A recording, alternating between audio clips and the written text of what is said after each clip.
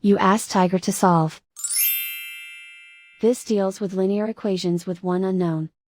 The final result is x equals -10/9. Let's solve it step by step. Simplify the expression. Simplify the arithmetic. Group like terms.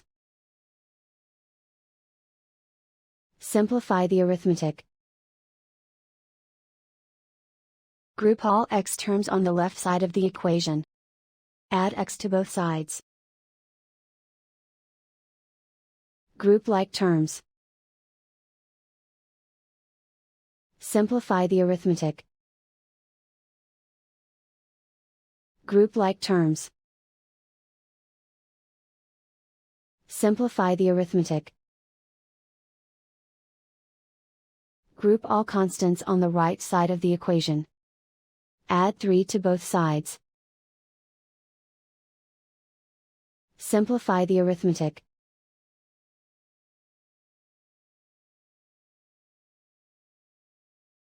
Isolate the x. Divide both sides by 9. Simplify the fraction. And so the final result is x equals -10/9.